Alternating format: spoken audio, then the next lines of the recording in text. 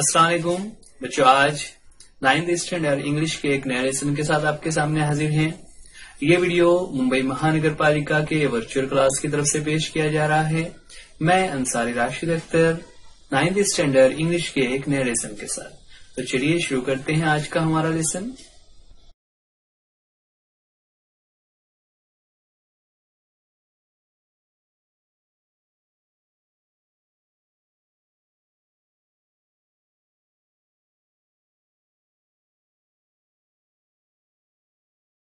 Ninth standard English के एक नए वीडियो में आज एक नया टॉपिक लेकर आपके सामने है। मैं अंसारी राशिद अख्तर 4th यूनिट का सेकंड चैप्टर, जिसका टाइटल है रीडिंग वर्क्स ऑफ आर्ट। ये वीडियो आप BMC के VTC यानी वर्चुअल क्लास उर्दू मीडियम इस चैनल पर देख रहे हैं। रीडिंग वर्क्स ऑफ आर्ट में हमें दो पार्ट बताए गए हैं। उसमें पहला पार्ट SH रज़ा के पेंटिंग्स के बारे में, तो चलिए देखते हैं। उसके बाद फिर हम सेकंड पार्ट देखेंगे। अब यहाँ पर ये जो पेंटिंग्स आपके सामने नज़र आ रही हैं, अगर इसमें हम गौर करें तो हमें बहुत सारी चीज़ें इंटरमिंगल नज़र आ रही हैं। कुछ चेहरे हैं, दीवारें हैं, रास्ते हैं, दरवाज़ा है, कागज़ है वगैरह, लेकिन कोई भी चीज़ साफ नज़र नहीं आ रही। आमतौर से हम जो ड्राइंग बनाते हैं या हम जो पेंटिंग्स करते हैं, उसमें हम जैसी चीज़ें हमें आसपास नज़र आती हैं, हम उसी तरह की ड्राइंग करते हैं। जैसा मंजर हमें नज़र आ रहा है, जैसा कि इस तस्वीर में देखिए, यहाँ पर इस पेंटिंग में हमें जिस तरह से चीज़ें होती हैं वैसी ही नज़र आ रही है। लेकिन इससे पहले जो तस्वीर हम देख रहे थे, उसमें हमने क्या देखा कि कुछ भी चीज़ें क्लियर नहीं है। चेहरे अधूरे नज़र आ रहे हैं, कहीं पर आँख नज़र आ रही है, कहीं पर सिर्फ नाक है, होंठ है वगैरह। इस तरह की जो डिज़ाइंस होती हैं उन्हें एब्स्ट्रैक्ट पेंटिंग कहते हैं। आज हम देखने जा रहे हैं SH रज़ा यानी सैयद हैदर रज़ा, इनके बारे में, जो कि एक रिनोन्ड इंडियन पेंटर है। रिनोन्ड इंडियन पेंटर, रिनोन्ड कहते हैं मशहूर व मारूफ को। और जैसा कि उनकी तस्वीर भी हमारे सामने नज़र आ रही है, जिसमें उन्होंने अपनी एक पेंटिंग को पकड़ा हुआ है। तो चलिए देखते हैं उनके ताल्लुक से क्या बातें बताई जा रही है।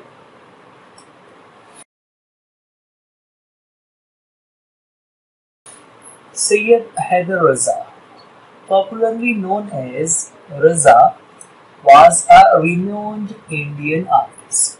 ठीक है, सैयद हैदर रज़ा पॉपुलरली नोन एज रज़ा, जिन्हें सिर्फ रज़ा है ना, जिन्हें उनका जो नाम है सैयद हैदर रज़ा, तो पूरा नाम ना लेते हुए लोग उन्हें आमतौर से रज़ा के नाम से जानते हैं।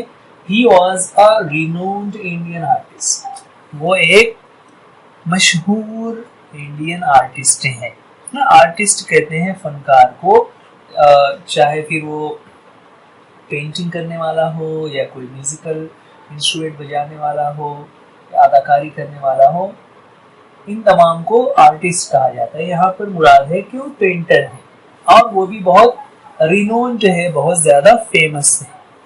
सो Syed Haider Raza was a renowned Indian artist. अब उनके बारे में आगे और बता रहे हैं कि simple geometric shapes, striking colour combinations, captivating compositions, तीन बातें बताएगी। These are some of the characteristic features of his paintings, and so are the colors of blue and orange. अब उनकी पेंटिंग्स के बारे में खास बातें क्या है? सबसे पहला है सिंपल ज्योमेट्रिक शेप्स। जो ज्योमेट्री के शेप्स होते हैं ना, हिंदी सी शक्लें हम बनाते हैं, मुरब्बा, मुसल्लस, दायरा, तो आप जो ये सादा सादा शक्लें हैं उनकी मदद से वो पेंटिंग करते हैं। फिर स्ट्राइकिंग कलर कॉम्बिनेशन है ना। स्ट्राइकिंग कलर का मतलब होता है ऐसे कलर जो आंखों को फौरन नजर आ जाते हैं। कैप्टिवेटिंग कॉम्पोजिशंस, और उनका जो तरतीब होती है, जो कॉम्पोजिशन होता है, जिस तरीके से उसको अरेंज करते हैं, यानी आसान हिंदसी शक्लें और मुख्तलिफ रंगों का इस्तेमाल, जिस कैप्टिवेटिंग कहते हैं जो आंखों को अपनी तरफ मुतवज्जे करता हो, जिसे हम उर्दू में कहते हैं जाजिब नजर। तो इस तरीके से वो उनको कंपोज करते हैं। These are some of the characteristic features of his paintings ना, ये उनकी पेंटिंग्स की खुसूसियात है।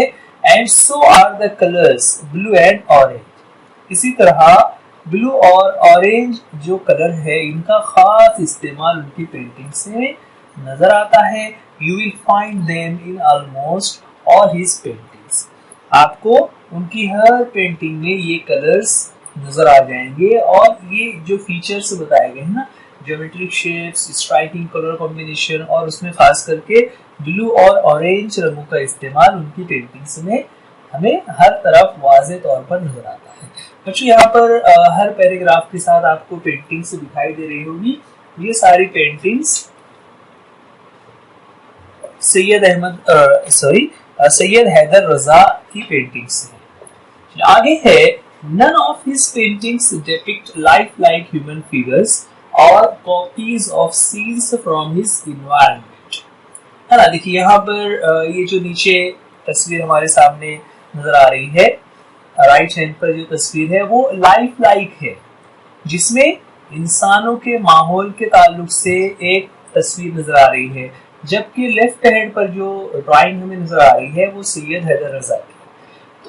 दूसरे जो पेंटर्स होते हैं वो अपने इन्वायरमेंट से, अपने माहौल से, आसपास के लोगों की जिंदगी से मुतासिर होकर ड्राइंग बनाते हैं, लेकिन सैयद हैदर रजा की पेंटिंग में ऐसा कुछ भी नजर नहीं आता। उनकी पेंटिंग से अलग होती है। आगे है कि his paintings belong to the abstract style of painting. खास बात है यहाँ पर कि उनकी जो पेंटिंग्स हैं उन्हें एब्स्ट्रैक्ट स्टाइल ऑफ पेंटिंग कहा जाता है। एब्स्ट्रैक्ट स्टाइल ऑफ पेंटिंग ये एक किस्म का पेंटिंग बनाने का खास तरीका होता है, जो अलग अलग तरीके से पेंटिंग्स होती है, उसमें एब्स्ट्रैक्ट है, जिसे हम उर्दू में कहेंगे गैर वाज़ेह तस्वीर। Such paintings are not inspired by an external factor. They originate when the artist tries to peep into his own inner mind. ऐसी पेंटिंग्स बाहर के माहौल से इंस्पायर्ड नहीं होती, बल्कि वो आर्टिस्ट के अंदर से ही वो झांक कर जब उसे देखता है, गौर फिक्र करता है, तो इस तरह की पेंटिंग्स उसके जहन से निकलती हैं। They are made by arranging circles, triangles, squares, rectangles, lines, dots in different compositions, using effective techniques of applying paint, attractive color combinations, achieving balance in some places and creating imbalance in the other places. Okay? देखिए अब उन abstract paintings के बारे में क्या बता रहे हैं कि इन एब्स्ट्रैक्ट पेंटिंग्स में जो जैसा ऊपर आया था कि सिंपल ज्योमेट्रिकल फिगर्स होती है। सिंपल ज्योमेट्रिकल फिगर्स यानी क्या, जिसमें circles, triangles, square, rectangle, lines और डॉट्स का इस्तेमाल किया जाता है, और उनका जो कॉम्पोजिशन होता है, मतलब उनको बनाते वक्त किस तरीके से अरेंजमेंट किया जाता है, वो बहुत ही अलग होता है। और उसमें खास करके पेंट का जब इस्तेमाल करते हैं तो अट्रैक्टिव कलर कॉम्बिनेशन होता है। कलर कॉम्बिनेशन बहुत अट्रैक्टिव होता है, जाजिब नजर और अच्छा होता है। उसमें एक चीज ये होती है कि कभी कभी उसको बैलेंस रखा जाता है और कभी कभी इनबैलेंस क्रिएट किया जाता है, यानी कुछ चीजें हमें ऐसा लगता है कि उसके दो बराबर से हिस्से हैं, और कभी कभी ऐसा लगता है कि एक हिस्सा बहुत छोटा और एक हिस्सा बहुत बड़ा है। इस तरह उसमें बैलेंस और इनबैलेंस नजर आते हैं। आगे कहते हैं, Raza found his paintings through his study of Indian art and its heritage, cultural context and philosophy. ठीक है, रजा की जो पेंटिंग्स है, इस तरह की पेंटिंग्स का उन्होंने कहाँ से उन्हें तरगीब मिली, कहाँ से उन्हें आइडिया आया, तो उसके बारे में बता रहे हैं कि जब उन्होंने इंडियन आर्ट को पढ़ना शुरू किया, यहाँ के हेरिटेज यानी सकाफत और कल्चरल कॉन्टेक्स्ट को उन्होंने देखा, जो समाजी यहाँ पर लोगों के तहजीबी वर्से हैं, उसके पस मंजर और साथ ही उसके फलसफे को उन्होंने, उसके फिलॉसफी को जब पढ़ा तो वहां से उनको इस तरह की पेंटिंग्स बनाने की तरगीब मिली। His pictures seem to radiate peace and life at the same time. ठीक है, उनकी जिंदगी, उनकी जो पेंटिंग्स हैं, उनके पिक्चर्स में क्या होता है, इट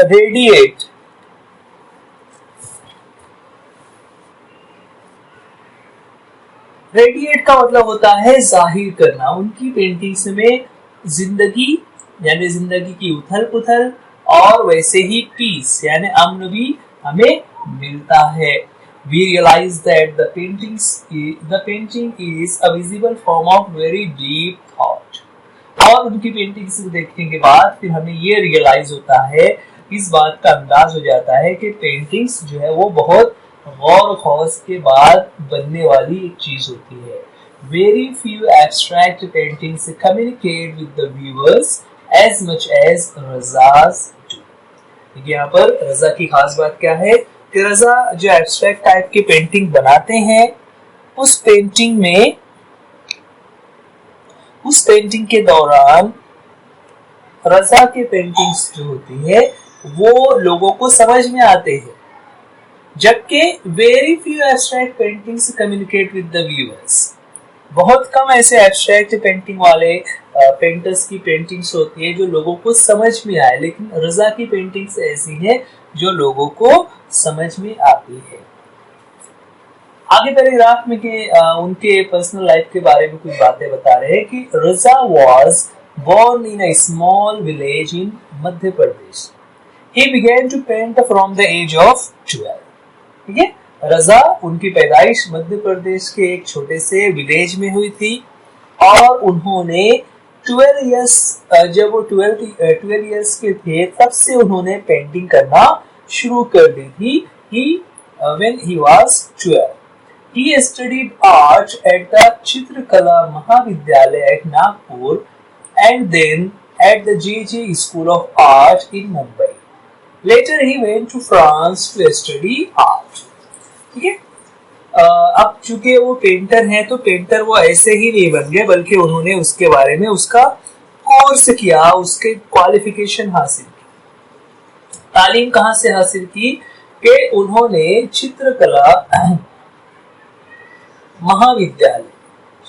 महाविद्यालय जो कि नागपुर में वाक़ई है, जहाँ पर पेंटिंग और उसके मुतालिक लोगों को कोर्स कराया जाता है, तो वहां पर उन्होंने अपनी पढ़ाई की। उसके बाद मुंबई में ही जेजे स्कूल ऑफ आर्ट, अगर आप कभी गेटवे ऑफ इंडिया जाने लगे तो रास्ते में जेजे आर्ट गैलरी पड़ता है, वहां पर ऐसे आर्टिस्ट होते हैं जो इस तरह के कोर्सेज कर रहे होते हैं।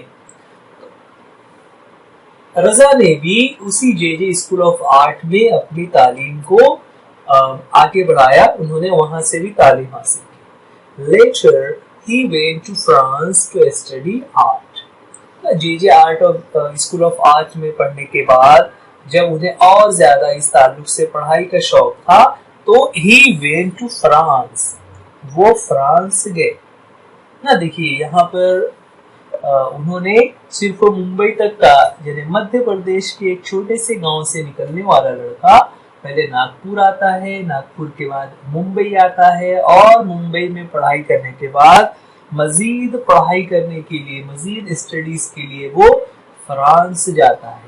सो he went to France to study art. वो फ्रांस चले गए ताकि वहां पर वो मजीद आर्ट के बारे में और ज्यादा पढ़ाई कर सकें। आफ्टर अ फ्यू इयर्स, कुछ सालों के बाद, देखिए बच्चे यहाँ पर अ फ्यू इयर्स यानी कुछ ही सालों के बाद, है ना। एक चीज ये अ फ्यू यानी कुछ, यहाँ पर बगैर आ के भी उसे यूज करते हैं। After few years and after a few years, दोनों में थोड़ा सा फर्क है।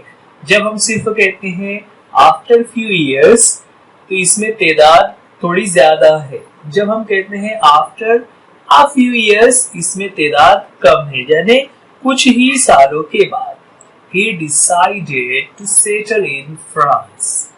उन्होंने फ्रांस में ही सेटल होने का फैसला कर दिया, यानी उन्होंने ये फैसला कर लिया कि अब वो फ्रांस में ही रहेंगे, वो वापस अपने गांव या फिर मुंबई या नागपुर नहीं आएंगे, बल्कि फ्रांस में ही अपना घर बसा लेंगे। His wife was French. French means the citizen of France. France के शहरियों को फ्रेंच कहा जाता है। तो his wife was French. उनकी जो वाइफ थी वो फ्रेंच थी, वो फ्रांस की ही रहने वाली थी, इसीलिए उन्होंने सोचा कि उन्हें वहीं पर सेटल हो जाना चाहिए और वो फ्रांस में ही रहने लगे। अब यहाँ पर आगे उनके कुछ एप्रिसिएशन के बारे में कि he won many national and international awards. He won many national and international awards. उन्हें बहुत से national and international, national means कौमी यानी हमारे मुल्क से, एंड इंटरनेशनल जिसे हम कहते हैं बैनुल अक़वामी यानी दुनिया भर के पेंटर्स को जो अवार्ड्स दिए जाते हैं वहां पर रजा को भी अवार्ड्स। अब इंडिया में किस तरह के अवार्ड्स उन्हें मिले, तो यहाँ पर है कि he was honoured with all the 3 Padma awards. Bharat में हम जानते हैं भारत का सबसे प्रेस्टिजियस, सबसे बड़ा जो अवार्ड होता है वो भारत रत्न होता है, राइट। अब भारत रत्न के अलावा 3 अवार्ड्स और होते हैं जिन्हें पद्मा अवार्ड्स कहा जाता है, जो भारत रत्न के बाद दूसरे नंबर पर आते हैं और वो बहुत अहमियत रखते हैं। हर साल बहुत सारे लोगों को ये पद्मा अवार्ड्स मिलते हैं जो अपनी अपनी फील्ड में कोई खास कारकर्दगी करते हैं। तो रजा को तीनों पद्मा अवार्ड से मिले, है ना। तीनों में कौन कौन से हैं? सबसे पहला है पद्मश्री, उसके ऊपर का अवार्ड है पद्म भूषण और उससे भी ऊपर का अवार्ड है पद्म विभूषण, और इसके ऊपर जो अवार्ड होता है वो भारत रत्न होता है। यहाँ पर रजा को तीनों ही अवार्ड से मिल चुके हैं, यानी उन्हें पद्मश्री भी मिल चुका है, पद्म भूषण भी मिल चुका है और पद्म विभूषण भी मिल चुका है। ये अपने आप में एक बहुत ऑनर की बात है, वरना आमतौर से लोगों को कोई एक ही अवार्ड मिल जाता है, कुछ लोगों को 2 मिलते हैं। यानी क्या होता है कि जब आप किसी फील्ड में बहुत अच्छा काम कर रहे हो, आपने मुल्क के लिए, आवाम के लिए, लोगों की फलाह और बहबूद के लिए कोई बेहतर काम किया, तो गवर्नमेंट की तरफ से पद्मश्री का अवार्ड मिलता है। अब अगर आप उसी काम को और जारी रखते हैं, उसको और आगे बढ़ाते हैं, तो जब गवर्नमेंट देखती है कि अवार्ड मिलने के बाद इन्होंने मजीद काम किया हुआ है, तो उन्हें फिर वो अगला अवार्ड पद्म भूषण देती है। और फिर उस दूसरे अवार्ड के बाद और ज्यादा जब आगे उसी काम में मेहनत की जाती रहे, उसको आगे बढ़ाया जाता रहे, तो फिर तीसरा जो अवार्ड है पद्म विभूषण वो दिया जाता है। यहाँ पर एस.एच. रजा को तीनों ही अवार्ड्स मिले। With all the awards and honors, his paintings were exploring a spiritual, metaphysical path. Gradually, the bindu or point came to be the core of his paintings. Awards तो उन्हें मिल रहे थे, लेकिन इसी के साथ साथ उनके जो पेंटिंग्स हैं, they were exploring a spiritual and metaphysical, है ना। उनकी जो पेंटिंग्स थी उसमें स्पिरिचुअल कहते हैं रूहानी को, और मेटाफिजिकल को उर्दू में कहा जाता है माबादुत तबीआती। इसका मतलब क्या हुआ कि जो मटेरियलिस्टिक चीजें हैं उसके ऊपर हो गए। जैसे अभी यहाँ पर मेटाफिजिकल को हम यूं ले सकते हैं कि फरिश्ते कैसे होते हैं, कहाँ पर हैं, उनका कद कैसा होता है, उनकी बनावट कैसी होती है, इन सब चीजों को हम नहीं जानते, ठीक है। तो ऐसी बातों को कहा जाता है मेटाफिजिकल। तो उनकी तस्वीर में मेटाफिजिकल चीजों को भी जगह मिली उनकी पेंटिंग्स में हमें मेटाफिजिकल जैसी चीजें नजर आ रही हैं। उसमें एक खास बात आगे है, ग्रेजुअली द बिंदु और पॉइंट, है ना, बिंदु जो बिंदी होती है जो आमतौर से हमारे मुल्क में औरतें पेशानी पर लगाती हैं, तो वो जो बिंदु या एक नुक्ते का जो निशान होता है, it came to be the core of his paintings, वो उनके पेंटिंग्स का एक खास जुज्व बन गया, है ना। कोर ऑफ हिज पेंटिंग का मतलब होता है मरकज बन जाना, यानी उनके हर पेंटिंग में आपको बिंदिया या नुक्ता नजर आता है। जैसा कि यहाँ पर भी हम अगर देखें, जो तस्वीर हमारे सामने नजर आ रही है, उसमें कई सारी पेंटिंग्स में हमें गोल दायरा और उसमें एक नुक्ता नजर आ रहा है। आगे कहते हैं, he described his work in these words, ना, वो खुद अपने वर्क के बारे में क्या कहते हैं कि my work is my own inner experience and involvement with the mysteries of nature and form, which is expressed in color, line, space and light. क्या कह रहे हैं वो अपने पेंटिंग्स के बारे में? My work is my own inner experience, कि मेरा ये खुद का अंदरूनी, ये मेरा खुद का एक अंदरूनी एक्सपीरियंस है, तजुर्बा है। एंड एन इन्वॉल्वमेंट, इन्वॉल्वमेंट कहते हैं किसी चीज में शरीक होने को, शामिल होने को, कि मैंने जिन चीजों को देखा, महसूस किया, उसमें शरीक हुआ, ये वो तमाम चीजें मेरी पेंटिंग में नजर आती है।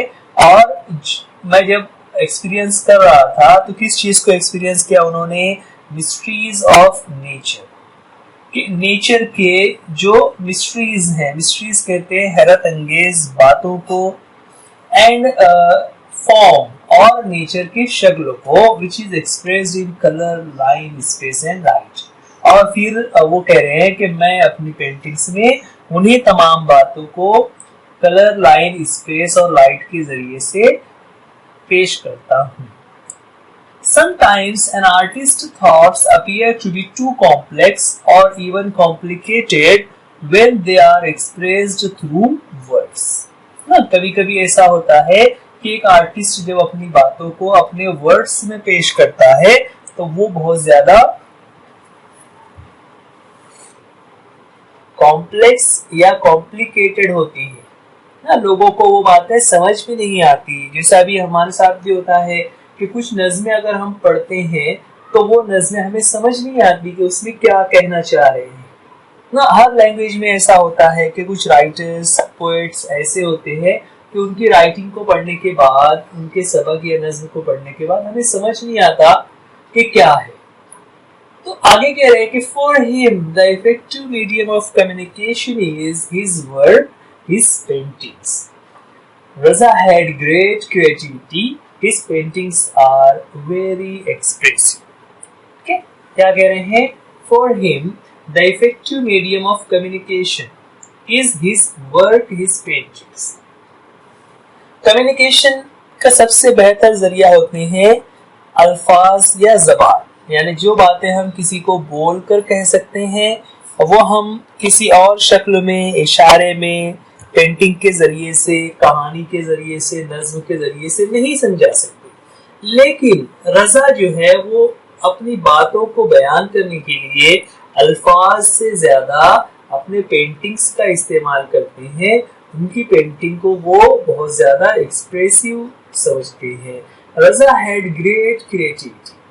क्रिएटिविटी कहते हैं तख्लीक को। तख्लीक का मतलब कि ऐसा कोई काम करना जो अब तक किसी और ने नहीं किया है। तो उनकी जो पेंटिंग्स हैं वो बाकी दूसरे पेंटर्स से बहुत मुख्तलिफ होती हैं।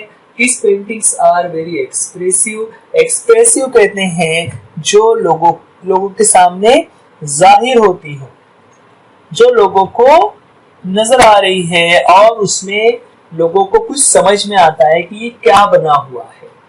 वरना एब्स्ट्रैक्ट पेंटिंग्स, जैसा कि वीडियो के शुरू में हम देख रहे थे, कुछ समझ नहीं आ रहा था, थोड़ा सा चेहरा लग रहा है, फिर किताब है वगैरह वगैरह। लेकिन रज़ा की पेंटिंग्स ऐसी नहीं है।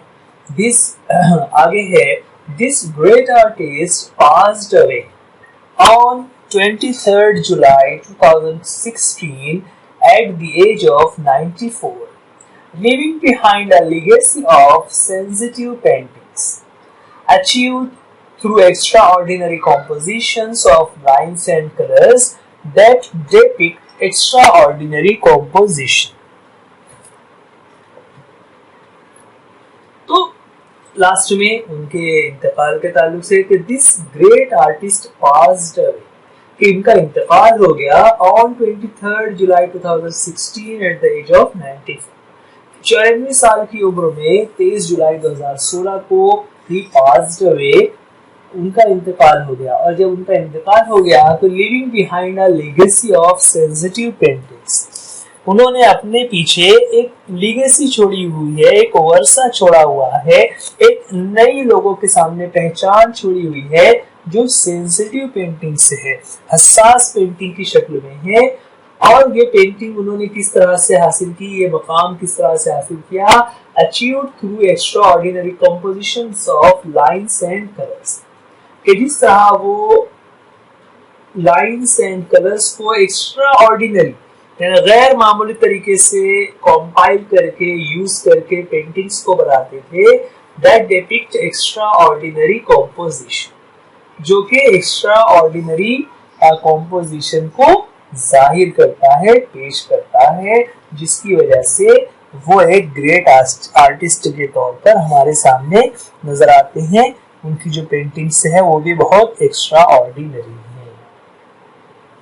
तो ये था हमारा चैप्टर जिसमें हमने सैयद हैदर रज़ा के बारे में मालूमात हासिल की। साथ ही हम उनके कुछ पेंटिंग्स भी यहाँ पर देख रहे थे कि किस तरह से उनकी पेंटिंग्स हैं। उनको देखने के बाद आपको चैप्टर में जो बातें बताई गई वो समझ आ गई। बच्चों, ये वीडियो आप BMC VTC उर्दू इस चैनल पर देख रहे हैं। आप इस चैनल को सब्सक्राइब कीजिए, वीडियो को लाइक कीजिए, और जब आप सब्सक्राइब करें तो बेल आइकॉन को जरूर दबाइए। वीडियो में अगर कोई बात ना समझ आ रही हो या इसके मुतालिक से अगर कोई सवालात हो तो आप कमेंट्स में हमें जरूर पूछिए।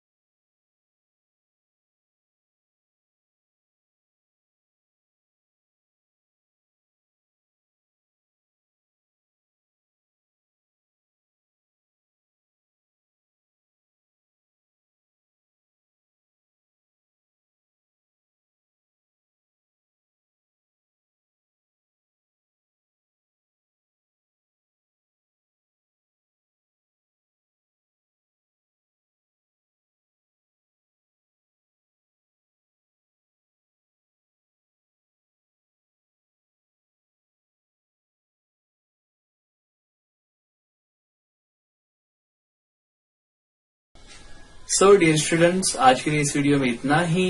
वीडियो देखने के लिए थैंक यू। अल्लाह हाफिज, गुड बाय।